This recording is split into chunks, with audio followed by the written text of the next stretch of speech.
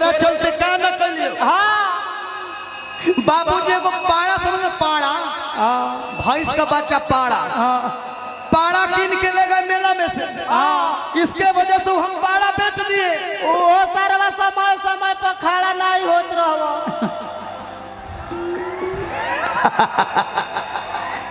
लेकिन तू हमार ना भइलिस, ए चलते हम तोरा कहता कि अब जा जा जा जान भुला दे,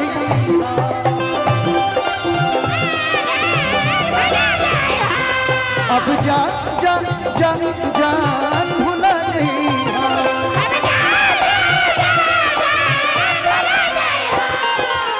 कि दिल ना लगई हाथ, दिल ना लगई हाथ, फिर जानी आई हाँ। अब जा जा जा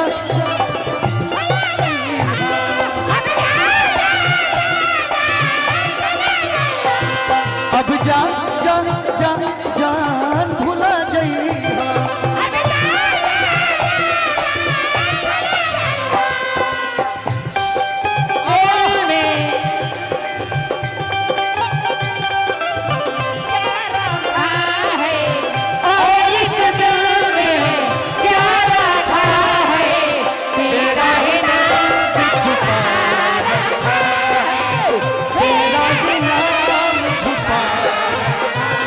अब जा जा जा जान भुला दे, अब जा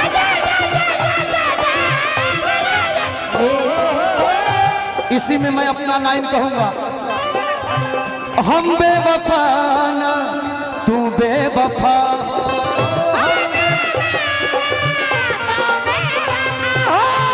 हमनी के कइले ना लोग वो जुदा हो,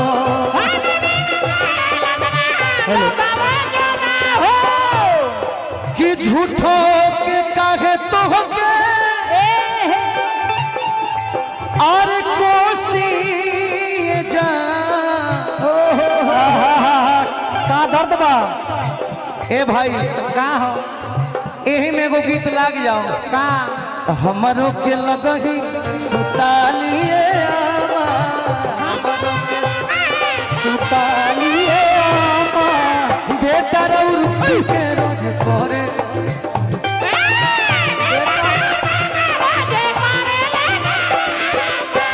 हमरो के लगही सुतालिए आपने कुल के गावता जाओ, हमरो के लगही सुतालिए आमा बेटा रउर के रोज करे ले,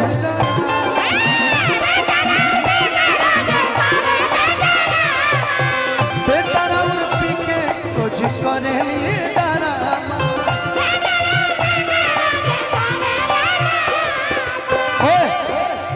इसमें मेरा गाने का लाइन आएगा, हम बेवफा ना तू बेवफा हो,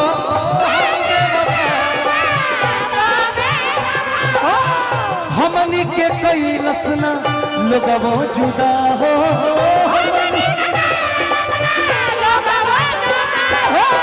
झूठो के कागे तो होके कोसिए जा, झूठो के कागे तो होके कोसिए जा,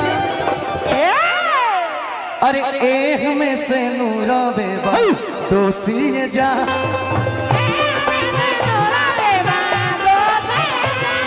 अरे एह में से नूरा बेबा दोषी जा, अरे एह में से नूरा बेबा दोषी जा, अरे एह में से नूरा बेबा दोषी जा, अरे एह में से नूरा बेबा, अरे एह में से नूरा बेबा दोषी जा,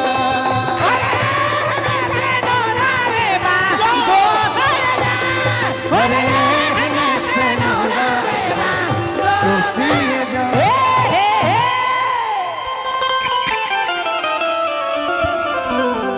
बहुत बहुत धन्यवाद।